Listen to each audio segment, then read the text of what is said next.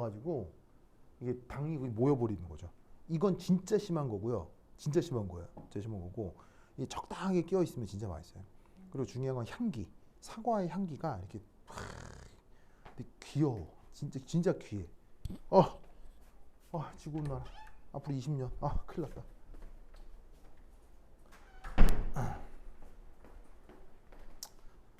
자, 봅시다.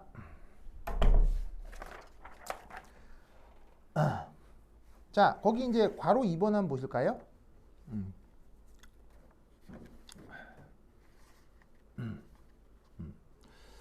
자, 괄호 2번에서 보시면 자, 그 폴피린에 베이결합하는 전이금속 양이온들은 공교롭게도 구리, 코발트, 철 같은 4주기 전이금속 양이온들밖에 없습니다. 인간 몸에는 철이 결합하는데요. 구리가 결합하는 생명들도 있죠. 그래서 왜 곤충들 중에서 밟으면 파란색 나오는 애들 있죠? 그거 알죠? 곤충 중에 피 파란 애들. 그게 누가 그 힘 그룹에 있는 거냐면 구리. 구리가 힘 그룹에 들어있는 애들은 구리 이가가 파란색이거든요. 그래서 이제 그 구리 이가나 철 같은 것들이 생명체에 이제 주로 결합해 있는 거죠. 그런데 왜 4주기 전이금속만 그렇고 5, 6주기 전이금속은 폴피린과 착화물을 이루기 어려울까? 왜일까요? 네, 바로 크기 때문이죠. 보시다시피 여기에 있는 금속 입가가 이 안에서 적절한 사이즈로 이 안을 이렇게 비집고 들어가야 되는데 그러려면 적절한 사이즈, 너무 커서도 안 되고 너무 작아서도 안 되겠죠. 그래서 그게 지금 4주기 전이금속인 구리, 코발트, 철 때문이다 라는 것을 기억을 해 두시면 됩니다. 알겠죠? 자, 그 다음 거기 이제 그 아래쪽에 그 4번 보시면요. 4번 만약 힘이 자유롭게 수용액 중에 존재한다면 공기 중의 산소 분자에 의해 비가역적인 산화 반응이 일어나서 헤마틴을 형성한다. 산소가 일종의 리간드로 작용한다. 아래에 그 반응 메커니즘 나와 있다. 힘 그룹을 철이 포함된 원으로 나타내었다. 산화수를 표시하시오. 보이세요? 자, 그 안에 있는 모든 철 주변에 동그라미 원으로 그려진 건 바로 다 뭐다? 폴피린 리간드를 표현하는 거예요. 거기에 이제 철이 결합해 있을 때 얘가 산소랑 결합할 때 산화수가 어떻게 되겠느냐를 묻는 거거든요. 근데 이제 이 문제는 내가 어디서 가져온 거냐면요. 이게 결국 이게 뭐냐면 그래서 결국 철이 공기랑 산화를 해버리면 결국 피가 어떻게 된다? 이게 뭐냐면요. 이게 뭐냐면 이거예요. 세계대 2차 대전 때 독일군 생화학 부대가 가장 합성하고 싶어 했던 게 뭐예요? 독일군 생화학 부대에서 이걸 합성하려고 별 난리를 쳤는데 결국 실패하거든요. 뭐예요? 피. 왜? 필요하니까 피가. 알겠어요? 왜냐면 전쟁하면 막 팔 잘리고 다리 자르고 피 철철 흘리고 그러잖아요. 수혈해야 되기 때문에 피를 합성하려고 별 노력을 했는데 결국 성공했어요? 실패했겠어요? 실패했겠죠. 왜? 혈액이라는 것은 무지막지한 혼합물이기 때문에 여기 이제 뭐가 어떻게 혼합되어 있고 이걸 다 밝히는 게 거의 불가능에 가까워요. 어쨌거나 그 혈액에 대한 연구를 독일군이 엄청나게 한 결과예요. 뭐냐면 피가 왜 공기 중에 노출되면 쓸 수가 없느냐에 대한 연구예요. 그러니까 혈액이라고 하는 건 어찌 보면 생명체 안에 항상 있는 거죠. 흔한 거라고 생각할 수 있지만 혈액이 과량의 산소에 노출돼 버리면 쓸모없게 돼 버리거든요. 왜 쓸모없게 된다? 원래 철의 산화수가 2가라고 했죠. 근데 공기 중에 오래 노출되면 철이 3가나 4가로 바뀌어 버려요.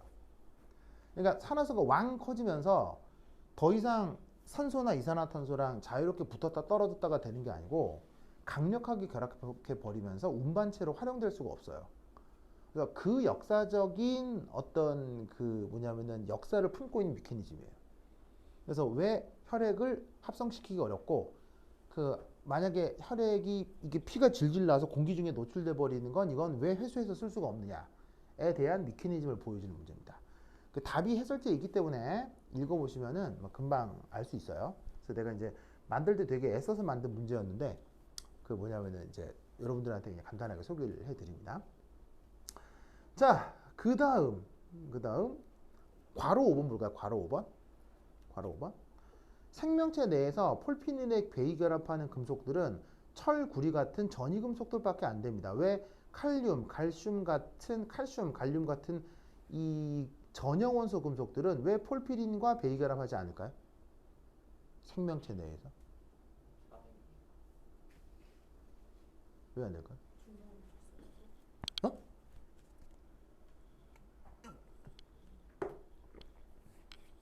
왜일까요? 다 좋아요. 자, 이 5번 문제가 되게 좋은 문제인 것이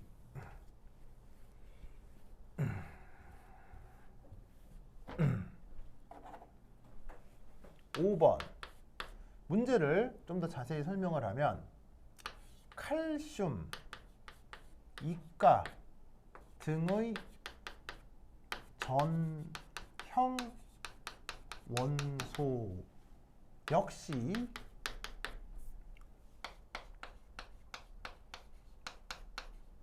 폴피린과 베이결합 할 수 있습니다. 있어요. 실험실에서 폴피린 리간드 합성하고 칼슘 딱 넣으면 한번 베이결합해요. 알겠어요? 하는데 왜 칼슘이 결합된 힘 단위의 생명은 없는 것이냐를 질문하는 거예요. 실험실에서 화학적으로는 결합시킬 수 있어요. 알겠어요? 결합시킬 수는 있는데 왜 그걸 가지고 있는 생명은 없느냐예요.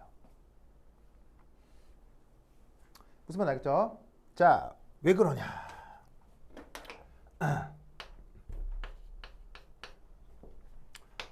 산소가 결합하고 해리하면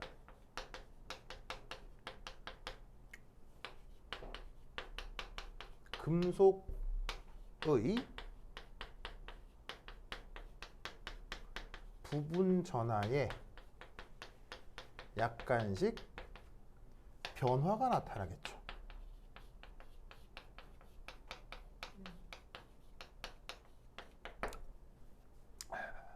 예를 들면 철 이가라고 했잖아요. 여기다 그릴까? 여기 있네. 철 이가라고 했잖아요.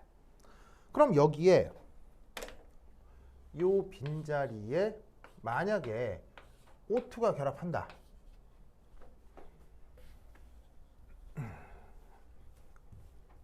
그러면 이 철을 중심으로 2 플러스에 더하기 델타 플러스 만큼의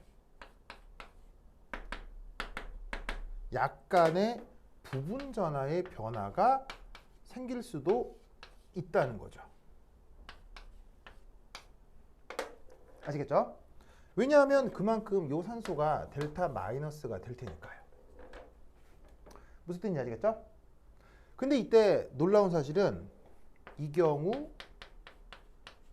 산화수는 불변입니다. 산화수는 절대 안 변해요. 부분 전하가 실제 전하가 약간 바뀌는 거고요. 산화수는 정의상 절대 변하지 않습니다. 산화수가 변하면 못 쓰는 피가 되는 거예요. 알겠어요? 못 쓰는 피가 되는 거예요. 죽은 피가 되는 겁니다. 그래서 살아있는 피에서 철의 산화수는 절대 바뀌지 않습니다. 알겠죠? 그거를 보여주는 문제가 아까 그 4번이었던 거고요. 알겠죠? 어쨌건 그런데 이때 이 칼슘 등의 전형 원소는 산소와 결합하지 해서 부분 전하가 바뀌기 어렵습니다. 왜일까요? 답은 이거예요. 그리고 얘는 고등학교 화학원 교과서에 나와요. 그게 답이에요. 그러니까 이 앞에 거는요, 여러분들의 이해를 돕기 위해 내가 쓴 거고요. 이 문제 단반 쓰라고 하면 이거예요. 근데 이거는 어디에 나오느냐? 고등학교 화학원 교과서에 나와요. 바로 왜냐? 전형 원소는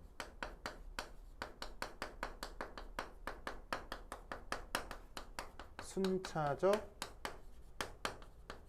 이온화 에너지가 급격하게 증가하기 때문이에요.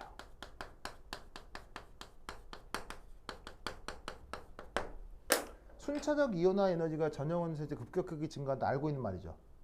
알고 있는 말이죠. 홍유 오빠도 이 말은 알죠. 그럼 잘 봐요.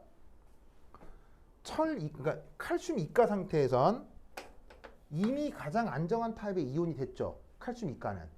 그럼 안정한 타입의 이온이 된 상태에서 만약에 부분전하 플러스를 더 갖게 하려면 안정한 상태의 전자 배치 이상으로 전자를 어느 정도 제거해야 되잖아요.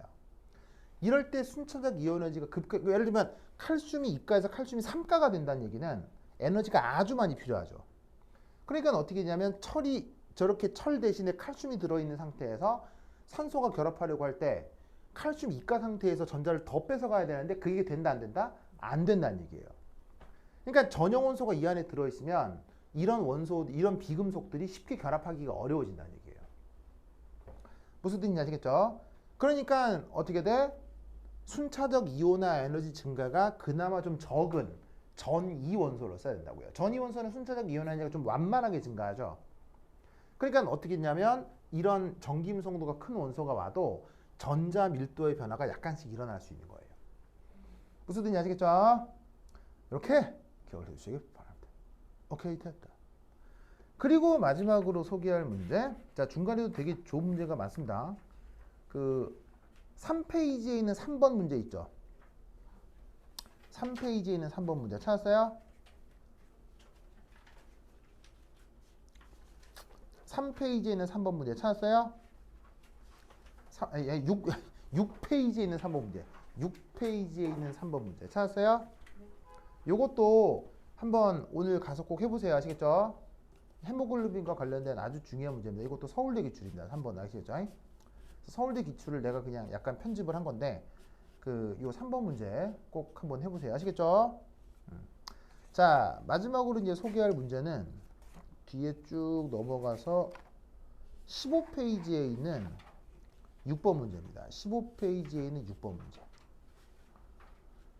15페이지에 있는 6번 문제.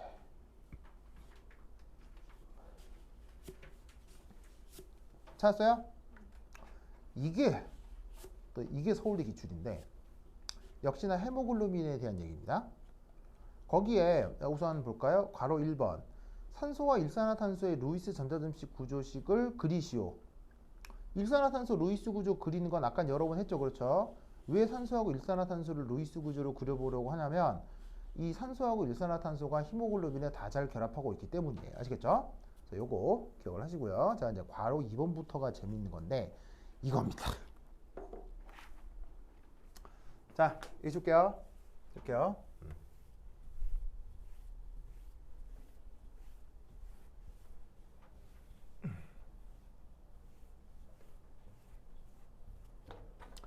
자, 보십시다. 6번 괄호 2 1 O2 역시 철 이가와 결합을 잘 합니다. 왜 그러냐? 자, 철이 이렇게 있고요. 주변에 질소, 질소의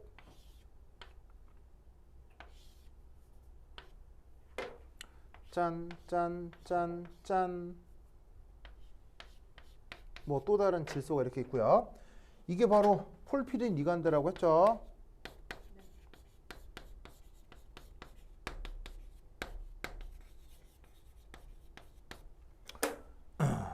이 철이 지금 이가 플러스 상태인데 여기요 남아있는 한 자리에 산소가 들러붙을 수가 있다는 얘기예요. 그런데 이들 여기에서 요 산소가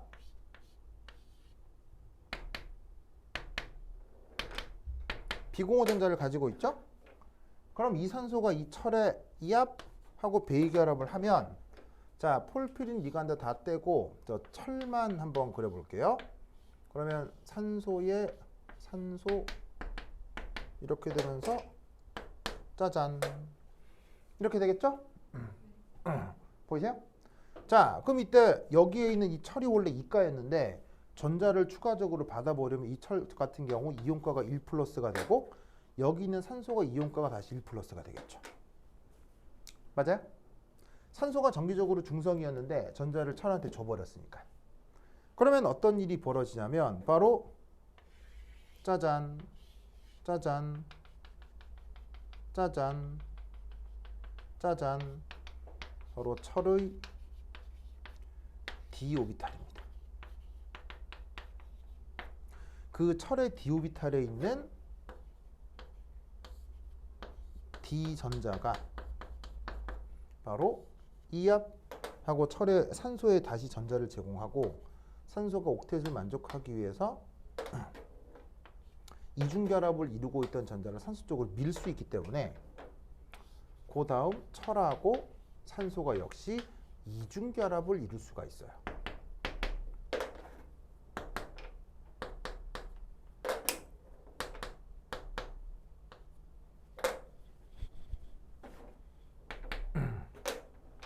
무슨 얘기 하시겠죠? 알겠죠?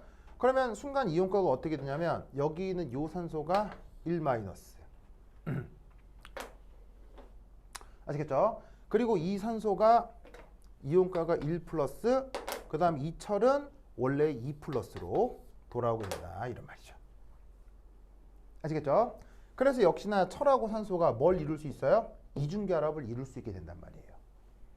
그래서 철하고 산소는 기본적으로 결합을 잘하는 편입니다. 아시겠죠? 잘하는 편인데 이때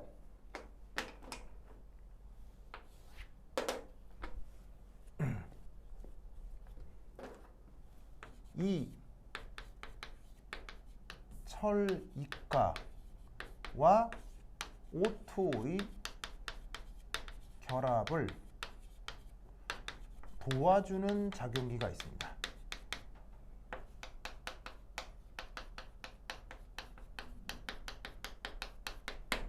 바로 이건데 자, 철에 어쨌거나 단일결합으로 있건 이중결합으로 있건 어쨌건 산소가 이렇게 꺾인 구조로 들어가 있는 거 아니에요. 그러면 꺾인 구조이기 때문에 여기가 결합각이 꺾여 있는 구분형이겠죠. 그러면 구분형으로 나타나면 이 산소의 혼성 오비탈은 뭐라고 생각할 수 있겠어요? 바로 sp2 혼성이라고 할 수 있겠죠. 왜냐하면 vs EPR로 예상을 하면 전자쌍이 한 쌍, 두 쌍, 세 쌍이니까요. 그 구분형에 맞게 요 폴피린 주변에 누가 있느냐? OH 작용기가 어딘가에 와서 주변에 달랑거리고 있어요. 아시겠어요? 이게 이 OH가 그냥 자유로운 분자가 아니라 얘가 어떤 아미노산의 말단이 연결돼서 이 주변에 OH 작용기가 주변에 근처하고 있게 돼요. 그럼 이때 여기서 어떤 일이 벌어지냐면 산소, 수소, 산소, 산소, 수소, 산소 사이에서 이렇게 뭐가 나타날 수 있냐면 수소 결합이 나타나요. 그래서 그냥 산소가 저 철의 흰 그룹에 베이결합을 하는 것만 일어나는 게 아니라, 물론 그 베이결합을 할 때 이 결합력도 강하지만 한 다음에 주변 작용계에 의한 수소 결합에 의해서 이 산소 분자가 여기에 잘 안착해 들어갈 수 있게 만들어 주는 거예요. 아시겠죠? 그런데 이때 얘가 무엇으로 작용하느냐? 바로 그 문제의 3번 이겁니다. 3번 철이가와 CO의 결합을 막을 수는 없지만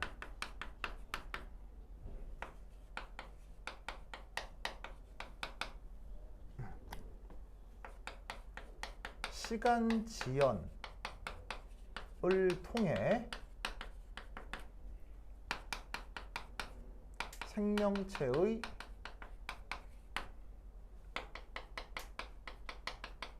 생존성을 향상시킵니다. 자, 무슨 말이냐면 여러분, 태초에 생명이 먼저 있었어요? 일산화탄소가 먼저 있었어요? 일산화탄소가 먼저 있었거든요. 지구 대기의 대부분 원래 일산화탄소였어요. 그러면 일산화탄소가 지구 대기의 대부분을 차지하는 상황에서는 생명체는 있다 없다? 생명체는 존재할 수가 없는 거예요. 그러면 생명체는 저 일산화탄소랑 싸우기 위한 기작이 필요하겠죠. 그래서 그게 바로 요거예요. 뭔 말이냐? 우선 요거의 결합을 막을 수 없다고 했어요. 왜냐하면 CO는 어쨌거나 최강 리간드예요. 전 우주에 존재하는 리간드 중에서도 최강이에요. 그걸 맨 처음에 보여드렸죠? 그런데 이게 이렇게 되는 거죠. 철에 어쨌거나 일산화탄소가 와서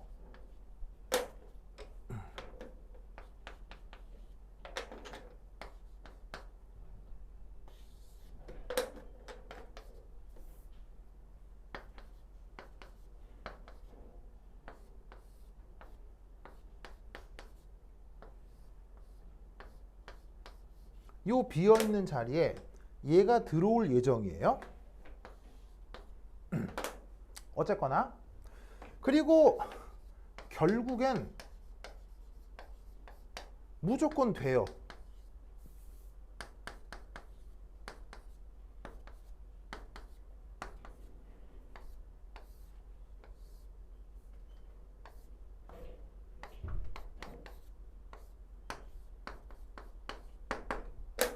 그래서 이 전자쌍이 결국에는 돼요. 무슨 말 알겠죠? 그러면 이때 이 각도 몇 도예요? 180도죠. 그러면 혼성 오비탈 뭐예요? sp 혼성이죠? 구분형이면 sp2 혼성이고요. 180도면 sp 혼성이에요. 알겠죠? 그런데 이게 왜 문제냐? 이게 있다고 했죠.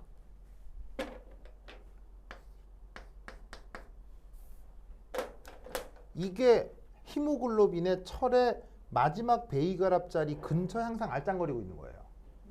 그래서 얘가 아까 얘기했듯이 어떤 아미노산 말단이라고 했죠. 아까 헤모글로빈 분자량이 6만이 넘는다고 했잖아요. 그 6만이 넘는 분자량의 일부란 얘기예요. 아시겠어요?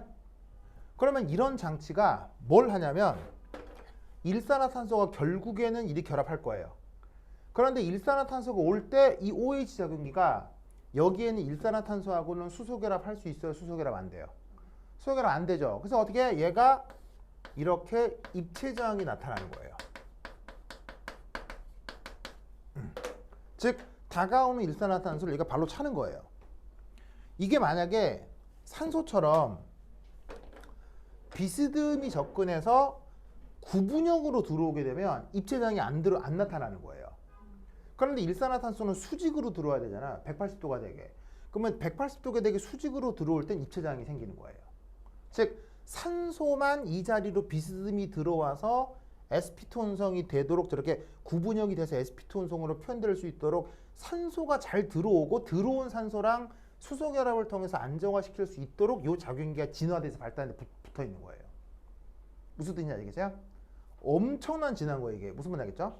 그래서 이 장치를 만들어서 일산화탄소에 결국엔 이렇게 되지만 결국엔 이래도 이것의 반응 속도가 어떻게 되는 거예요? 속도가 느려지는 거예요. 무슨 말 알겠죠? 그래서 반응 속도가 느려지는 게 왜 중요하겠어요? 이산화탄소가 누출된 공간에 어떤 생명체가 갑자기 있어요. 근데 일산화탄소가 갑자기 호흡을 통해 약간씩 들어오기 시작하겠죠. 그러면 갑자기 그 생명체는 기분이 안 좋아져요. 순간적으로 이게 약간 불쾌해지고 약간 메스껍고 무슨 말인지 알겠어요? 그럼 여러분 생각해봐요. 불쾌해지고 식은땀 나고 메스꺼운 공간에 계속 있고 싶어요? 거기서 도망가고 싶어요? 무슨 말인지 알겠죠? 그러니까 본능이 시키는 거예요. 빨리 도망가라고. 그 시간 여유를 벌어주는 거예요, 제가. 무슨 말인지 알겠어요? 만약에 이게 반응 속도가 빠르면 어떻게 되겠어요? 그걸 느끼자마자 그냥 죽는 거예요, 알겠어요? 느끼자마자 기분이 안 좋은데 콱 죽은 거예요. 이게 무슨 그러면 생명이 번식을 할 수가 없잖아요. 그러니까 그 시간 여유를 벌어주기 위해서 이런 게 진화되어 붙어 있는 거예요. 무슨 말인지 알겠죠? 이걸 설명하라가 이 서울대 문제였어요. 아시겠죠? 알겠죠? 그래서 이제 내가 봤을 때는 헤모글로빈에 대한 많은 공부를 해야 알 수 있는 건데 뭐 여하튼 이런 문제들이 나온 적이 있다. 근데 이거 다 여러분들이 루이스 구조 그리고 형식전화 따지고 하는 걸로 어느 정도 이해를 해볼 수가 있는 거죠. 됐죠? 오케이, 됐다. 그러고까지. 그리고 다음 시간부터는 이제 고전화학으로 갈 거예요. 뭐 기체, 용액, 뭐 산염기 등등등 이런 식으로 가도록 하겠습니다. 오히려 그쪽이 입시는 더 많이 나오거든요. 그래서 이제 그 양자역학이나 S오비탈 뭐 오비탈 이론은 입시에서 크게 자주 나오지는 않아서 이런 정도로 하고요. 그거 이제 나눠드린 혼성 오비탈 강의는 좀 보시고요. 아시겠죠? 네, 그래서 오늘 여기까지 하고 다음 시간에 만나도록 합시다. 그럼 여기까지. 다음 시간에 만나요. 안녕. 웅이 오빠 왜 안 해요? 안녕 이렇게 해야지. 안녕. 그렇지. 우진이 오빠 안녕. 도훈이 오빠 안녕. 시마이 데스. 스고이.